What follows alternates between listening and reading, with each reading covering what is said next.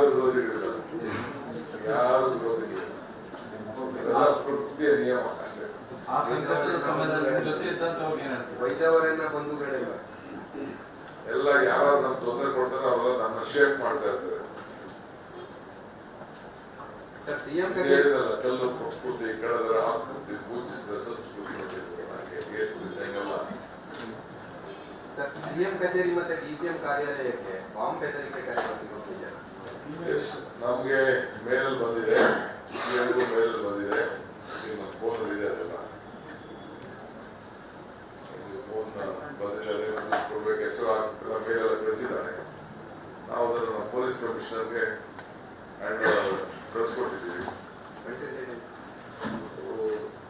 ಹಾಕಿದ್ದಾರೆ, ಮೇಲೆಲ್ಲ ಹಾಕಿದ್ದಾರೆ. ಪೊಲೀಸ್ ಯಾವಾಗ ಸರ್ ಬಂದಿದ್ದು? ಮೊನ್ನೆ ಬಂತು, ಮೊನ್ನೆನೆ ಅಂದ್ರೆ ಲಾಸ್ಟ್ ಎಲ್ಲ ಆದ್ಮೇಲೆ ಬಂತು. ನಾವು ಅದನ್ನ ನಮ್ಮ ಪೊಲೀಸ್ ಕಮಿಷನರ್ಗೆ ಕಾನ್ಫರೆನ್ಸ್ ಕಳಿಸ್ಬಿಟ್ಟು ನೀವು ಕೇಳೋದು ಕೇಳ್ತಾ ಇದ್ದೀನಿ, ಹೇಳ್ತಾನೆ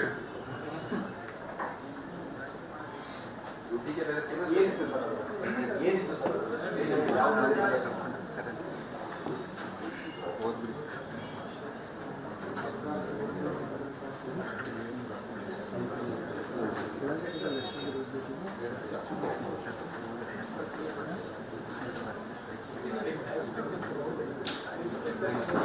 Alert 1.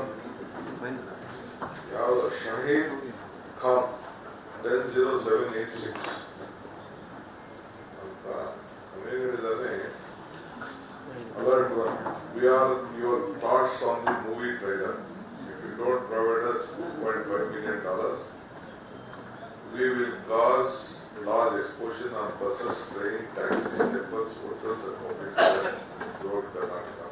Alert 2. We want to show you one more trailer.